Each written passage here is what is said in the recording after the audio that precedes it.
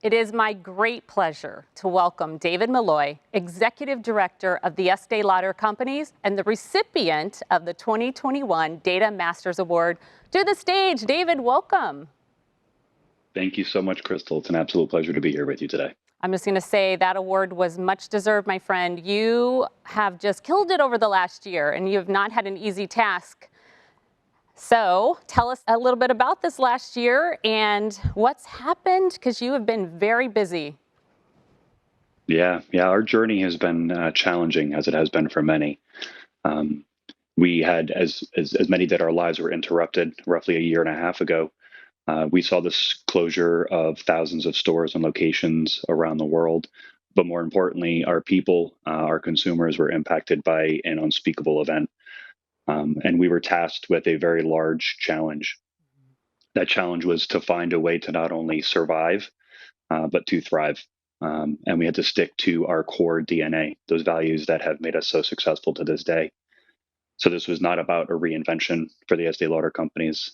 This was about doing what we do best, delivering high touch, people focused, individualized experiences, as you say, so that when we come through this, and we will come through this together, we are positioned not only to recover, but to grow. I love that. And you know, when we talked last, I had just been looking at your annual report and what a great year you had. And I know a lot of it has to do with the work that you did. One of the things that really struck me, and it's really the core of what the company is built on, which is high touch, personalized, meet your customers where they're at. And that makes it really hard when your brick and mortar, when that face-to-face interaction goes away. But you pulled it off. And the omni-channel work and the work that you did to make sure that you could show up for your customers was just amazing. Tell me a little bit about what it was like transitioning from from a brick and mortar to e-commerce and meeting customers online, and how you maintain that. Yeah, absolutely. E-com has been one of the areas where we were actually a pioneer. It was in the late 90s when we opened up our first brand.com or e-com platform. So we've always been on that platform. But one of the things that changed pretty quickly was the challenge of how do we deliver high touch, hands-on experiences in a digital platform. And while this was happening, we saw a lot of changes in the world and in the industry around us. The use of third-party data was declining. The value of first-party data was becoming king. And we had to very quickly accelerate our efforts around use of first-party data to tailor experiences to our consumers on their chosen platform with a message that was meaningful to them. And one of the things that we're able to do was to build a strong foundation in our data, a platform that was capable of securing this data that was given to us by our consumers with the expectation that we would then in turn deliver them value for that exchange of data. We had to be nimble. We had to make decisions quickly. We had to know where to invest our time, our money, and our efforts. But most importantly, we had to continue to put our employees' health and their safety and their well-being at the center of every decision we made. And we had to be considerate of the fact that our consumers were experiencing something that nobody has ever experienced before. So there was a lot of challenges wrapped up in there at once, but ultimately at the end of the day, we stuck true to who we are as a company. And I think that it's shown in the growth that we have seen in our various digital platforms that we are now integrated with. Well, I love the story. I love how you talk about how important it is to take care of your people, both internally and externally.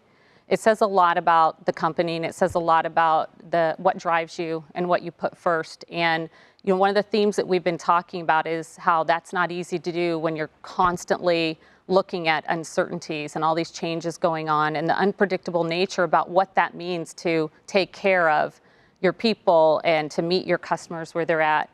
There are a lot of just crazy things going on right now, even weird with supply chain and so forth. So how do you deal with all the uncertainty and the unpredictability? Yeah, so there are a couple things. One is we were fast to act. As an example, when our stores closed, we have a number of beauty artists and makeup artists all around the world, the absolute best in the industry. And the ability for them to maintain their relationships with their consumers was absolutely essential to us. So we looked into creating opportunities for them so that they could continue to engage in a virtual platform with their consumers. For those in our supply chain and manufacturing space, we actually pivoted. We retooled one of our manufacturing centers out here on Long Island, New York, to create hand sanitizer so that we can go donate that to our local hospitals and facilities. And I think by giving our teams a sense of purpose and by showing that we were in this together, we really well positioned ourselves, I think, to sort of hunker down during the difficult times and be well prepared to come through on the other side. Yeah, it's so obvious, and again, why you so deserve that award. It makes me really proud that you're our customer and that we do business with you. So I'm so glad you're here telling your story. One of the things that I know you've talked to me about, and that is again kind of a little bit of a theme of what we're referring to here, trusted data. Obviously, data health is so critical to the space we're focusing on. And when you talk about how much you care about your employees and obviously your customers as well, keeping that data, that personal data protected and secured was something you shared with me. And it left me thinking for a very long time about our partnership with you and making sure that we can help support, especially well into the future. Give me a little bit of background on that, because I know it's something that we talked about, and I'd love to just get your perspective on why it's so important and how do you keep it secure and ensure that it's being viewed and in the hands of the people that it should be in? Yeah, absolutely. Capturing data or storing data is probably one of the easiest things for a business to do. One of the most difficult things that we had to deal with was an evolving regulatory environment, as well as a shift in the perception of our consumers, specifically in how we use their data. Consumers today are more well informed than they've ever been. They know exactly what we're doing with their information because we are transparent in the use of that data. And it was our responsibility to secure that data on their behalf. Before starting our program several years ago, there was a series of data privacy events at some of our largest companies, and it hurt the reputation and the trust of their consumers. And we kept that close at heart. We wanted to make sure that if we were going to exchange data for services or for a better experience, that we did absolutely everything we could to not only secure that data with the latest and greatest cloud native security infrastructure, but also that we set forth policies in our organization around the use and access to that data, and that we always understood the ethical obligations in how we use data to interact with our consumers to provide them a meaningful but right-sized, personalized experience. That's awesome. I'm going to wrap up this well stated by you, my friend, reflection of what happened this last year by asking you a question that we've really been focusing on, which is, do you believe there will be a point in the future where data will be an asset, a measurable asset that a company is measured on? Funny that data measures everything else for us, but will the data itself be measured, and will it be something in terms of how you handle it, how you protect it, that will be a reflection of the company at some point? Do you believe that that could be in our future?